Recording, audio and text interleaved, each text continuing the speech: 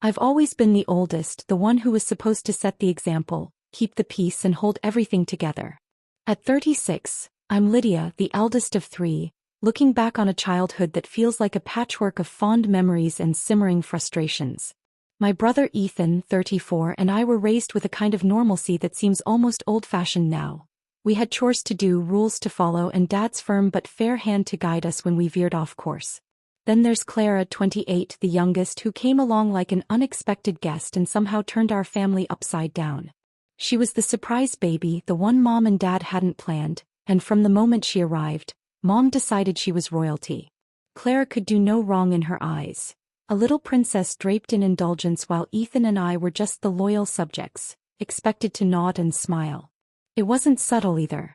Mom doted on Clara with a fervor that bordered on obsession. If Clara wanted a new toy, it appeared.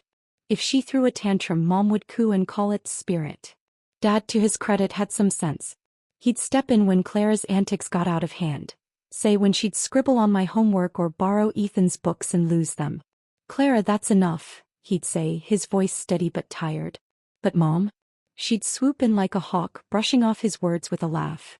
"Oh, she's just a child," she'd say, even when Clara was well past the age where that excuse held water.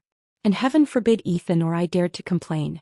Mom wouldn't hear a word against her precious girl. She'd snap at us to stop being so sensitive, her tone sharp enough to cut glass.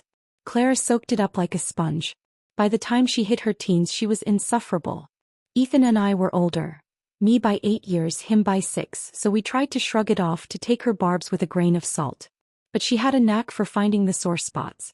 She'd mock Ethan's lanky frame, calling him a beanpole who'd never amount to anything, or she'd turn to me and sneer at my boring clothes, claiming I'd never catch anyone's eye.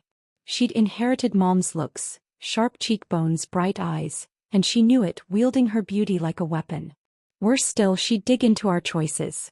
One Thanksgiving, she told Ethan his history degree was a ticket to living in Mom's basement forever. Another time, she smirked at me over dinner, saying my long hours at work would leave me a lonely spinster with nothing but cats and wrinkles. We'd grit our teeth and let it slide, mostly because arguing just fed her ego. But inside it festered. Her words, Mom's laughter, the way Dad would sigh and look away. That was our family. Clara on her throne, Mom her devoted courtier, and the rest of us just pawns in their game. The day Dad got sick, everything started to shift. I was 28, Ethan was 26, and Clara was just 20, still floating through life on Mom's endless goodwill. Dad had always been the steady one, the anchor in our chaotic little family. He wasn't perfect. Sure, he had a soft spot for Clara too, though nowhere near Mom's level, but he tried to keep us grounded. When he was diagnosed with cancer, it hit us all hard, but it was like he'd been the glue holding our fractured family together. For 2 years, Ethan and I took turns visiting him in the hospital, juggling work and worry, while Clara flitted in and out, always with some excuse about being busy. Mom hovered over Dad, but even then she'd find ways to fuss over Clara instead, as if his illness was just a backdrop to her princess's drama. When Dad passed away 8 years ago, the cracks became a chasm. I'll never forget the funeral. Ethan and I standing shoulder to shoulder, eyes dry from exhaustion, while Clara sobbed dramatically in Mom's arms, soaking up every ounce of attention. After that, something broke. Ethan and I started pulling away, not out of spite but survival. We'd see Mom and Clara at family gatherings, Thanksgiving at Aunt June's, maybe Christmas if we couldn't dodge it, but that was it. The holidays stopped feeling like obligations to family and more like chores we'd rather skip. They didn't reach out either, which suited us fine. It was like an unspoken agreement. Ethan and I on one side, Mom and Clara on the other, with this invisible wall growing taller every year. I didn't mind the distance. Honestly, it was a relief. Dad had left Mom well off. His investments and savings meant she didn't need us hovering. Ethan and I had built our own lives by then. I'd climbed the ladder to CFO at a tech firm, a job that kept me busy but paid well enough to feel secure. Ethan had his own path, teaching history at a community college while dreaming up side projects. We didn't need Mom's money or Clara's chaos. Meanwhile, Mom kept Clara under her wing, funding her whims like she was still a kid. I heard through the grapevine, cousins mostly, that Clara was still living at home, dabbling in what she called creative pursuits, though it sounded more like playing dress-up with Mom's credit card. Looking back, Dad's death didn't just split us geographically, it exposed what we'd always known. He'd been the buffer, the one who'd temper Mom's favoritism with a quiet, "Now let's be fair." Without him there was no pretending anymore. Ethan and I weren't part of Mom and Clara's world, not really. We'd meet at those forced family events, exchange polite nods and retreat to our own lives. The wall wasn't just there, I liked it. It kept the noise out, the sting of Clara's jabs and Mom's blind devotion. 8 years on, it felt less like a loss and more like freedom, at least until everything started crumbling again. It started with Ethan's ankle. A few weeks ago he took a nasty fall down the stairs at his apartment. Nothing dramatic, just a misstep that landed him in the ear with a fracture. He called me from the hospital, voice tight with pain but still cracking jokes about his graceful descent. I rushed over, and by the time I got there the doctors had him in a cast, rattling off instructions about rest and recovery. His insurance covered the hospital stay, but the extras piled up fast. Medication, physiotherapy, a nurse to help him get around since he lives alone. Ethan's stubborn though, he tried to wave me off, insisting he could handle it. "I've got savings, Lydia," he said, but I knew better. He'd just quit his teaching job to launch an online history journal, a passion project he'd been planning for years. The last thing I wanted was him draining his funds before it even got off the ground. So I stepped in. Money's not an issue for me. Being CFO at a thriving tech company has its perks. And Ethan's always been more than a brother. He's my ally, the one who gets it. I paid for the meds, the physio sessions, even hired a nurse to check on him daily. He grumbled about it, but I could see the relief in his eyes. "You're too good to me," he said one night over takeout at his place, his leg propped up on a chair. I just shrugged. That's what family does. And I meant it, for him anyway. Word travels fast in our family though, and somehow it reached Clara. 3 days ago my phone buzzed in the middle of a meeting. I glanced at the screen, Clara's name, a rarity that made my stomach twist. I let it go to voicemail, but when I listened later her voice was all syrupy charm. "Hey Lydia, I found this amazing penthouse apartment," she chirped like we were best friends catching up. "It's perfect, but I can only cover half the cost. Since you helped Ethan with his bills, I figured you could help me out too. I mean, I'm 28. It's embarrassing still living with Mom." I nearly dropped my coffee. A penthouse? The nerve of her, calling out of the blue after years of barely speaking, expecting me to bankroll her fantasy life. Clara's career as a freelance graphic designer is a joke. No degree, no real training, just a few half-baked posters she made for Dad's old business, which he never even used. She claims she works with exclusive clients, but it's all family pity projects Mom guilts people into giving her. It's a hobby, not a job, and it's no surprise she's still sponging off Mom. I called her back, keeping my tone flat. "I'm not helping you, Clara. You're 28, get a real job and pay for it yourself." She sputtered, bringing up Ethan, but I cut her off. "No." Then I hung up, muting her follow-up calls. The fallout came fast, like a storm I'd seen brewing but underestimated. After I hung up on Clara, my phone stayed quiet for the rest of the day. Just the usual work emails and a text from Ethan asking if I'd seen the latest episode of some history podcast he's obsessed with. I thought maybe Clara had gotten the hint, but I should have known better. When I got home that night, bone-tired from a long day, my phone lit up again. "Mom this time." I sighed, steeling myself as I answered. Her voice hit me like a slap. Shrill, indignant, the kind of tone she'd used when I was a kid who dared to talk back. "Lydia, how could you?" she started, not even bothering with a hello. "Clara's devastated, and you're out here playing favorites with your siblings." I let her rant, leaning against my kitchen counter, the day's tension coiling tighter in my chest. She went on about how poor Clara had been searching for this penthouse forever, how it was her chance to finally stand on her own. Ironic, considering she wanted my money to do it. Then came the guilt trip. "I didn't raise you to be this selfish. Ethan didn't even need your help, he's got savings. But you swooped in anyway, and now Clara's left with nothing." I almost laughed at that. Nothing? Clara's been living rent-free with Mom for years, blowing through Dad's inheritance on designer bags and weekend getaways. Mom's been enabling it too. I found out later she's been dipping into her equity shares from Dad's company to keep Clara's lavish lifestyle afloat, leaving her own savings thinner than she'd admit. I tried to stay calm. "Mom, I helped Ethan because he's my brother and he's actually trying to build something. Clara's 28, she can figure it out." But she wasn't hearing it.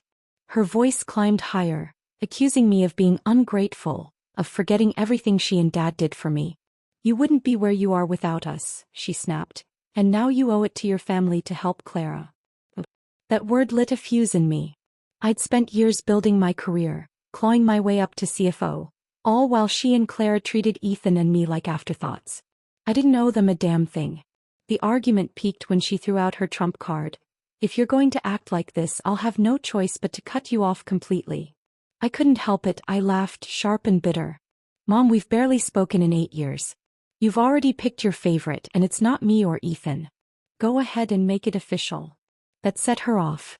She yelled about how I'd disrespected her, how I'd regret it, but I was done. I'm fine with it, I said, cutting her off. Oh, and since you're out of my life, I won't have to invite you to my wedding. More room for people who matter. Before she could respond, I hung up, blocked her number, then Clara's too. The silence after blocking Mom and Clara was deafening, but it didn't last. The next day I was still reeling from the fight, half relieved, half guilty, when Jackson, my fiancé, brought it up over breakfast.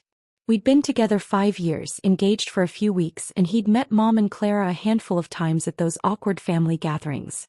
They'd always put on their best faces for him. Mom with her polite smiles, Clara with her fake charm, so he didn't know the full depth of the mess. Your mom messaged me last night, he said, sliding his phone across the table. I read it. A long, weepy note about how I'd blocked them, how disappointed she was, and how she and Clara were cutting me off for good. She hopes you're happy tearing the family apart, Jackson added, his brow furrowed. I groaned, shoving the phone back. She's playing the victim as usual. But Jackson's frown didn't fade. He's close to his own family, big warm dinners every Sunday, parents who'd never dream of picking favorites, and I could tell this hit him differently. They sounded really hurt, he said softly. I'm on your side, you know that, but maybe they just need time? His words weren't an accusation, but they stung anyway. I'd been so sure of myself after the call, but now doubt crept in. Was I too harsh? Should I have tried harder to keep the peace? I mulled it over all day, the guilt gnawing at me, until I called Ethan that evening. He answered on the second ring, his voice bright despite the crutches I knew he was still hauling around. Hey hero, he teased, but I cut straight to it, spilling everything. Mom's threat, the message to Jackson, my second guessing. Ethan listened quietly, then snorted. Lydia, they're manipulating you. They've never cared about our feelings. Why should you bend over backwards for theirs? Clara wants your money, Mom wants her princess happy, and they'll say whatever to guilt you into it. He paused, then added, talk to Jackson. He doesn't, it's not his fault he doesn't get it. He was right. I'd been blind to how little Jackson really understood. So I sat him down that night, Ethan on speakerphone, and we laid it all out. Clara's cruelty growing up, Mom's favoritism, the way they'd ignored us after Dad died. Ethan chimed in with stories, like the time Clara told him he'd be a worthless nobody with his history degree, or how Mom laughed when she mocked my ugly eye bags. Jackson's eyes widened as we talked, his jaw tight. When we finished, he pulled me into a hug. If my family pulled that crap, I'd have cut them off years ago. I had no idea it was this bad. By the next morning, we'd all blocked Mom and Clara. Me, Ethan, Jackson. A week after we'd blocked Mom and Clara, life felt lighter. Like I'd shed a weight I hadn't realized I was carrying. Ethan's ankle was healing, his journal was picking up steam, and Jackson and I were deep into wedding plans, debating venues over late-night coffee. Then my phone rang, shattering the calm. It was Uncle Mark, Dad's younger brother, who'd taken over the family business after Dad passed. His voice was tight, urgent. Lydia, we've got a problem, he said. Your mom's planning to transfer half her shares to Clara, and she wants her to have voting power in the company. I froze, the words sinking in. Clara, with her zero business sense, meddling in Dad's legacy? It was a disaster waiting to happen. Mark explained the stakes. Dad's company, a mid-sized manufacturing firm he'd built from scratch, was thriving under Mark's steady hand. Mom inherited Dad's equity shares in his will, giving her a comfortable income and some say in big decisions, though she'd always deferred to Mark. Now apparently she was cash-strapped from funding Clara's extravagance and saw this as a fix. Hand Clara shares and a voice, let her contribute. Mark was panicked. She's got no clue what she's doing, Lydia. She'll tank us. I can't fight your mom on this, she's too stubborn, but you and Ethan might get through to her. I hung up and called Ethan, filling him in. "This is insane," he said, his voice sharp. Dad would roll in his grave. We both knew it was true. Dad had been clear. The business was Mark's to run, not ours to meddle in. Claire with voting power? She'd turn it into her personal playground. After a quick debate, we decided to confront Mom. Mark had been good to us after Dad died, checking in, offering advice, and we couldn't let him down. So despite our vow to stay away, we drove to Mom's house, steeling ourselves for the inevitable clash. Clara was there, of course, lounging on the couch like she owned the place. Mom sat at the kitchen table, barely glancing up as we walked in. "We heard about the shares," I started, keeping my tone even. "You can't give Clara voting power. It's a terrible idea." Mom ignored us at first, stirring her tea, but Ethan pressed on.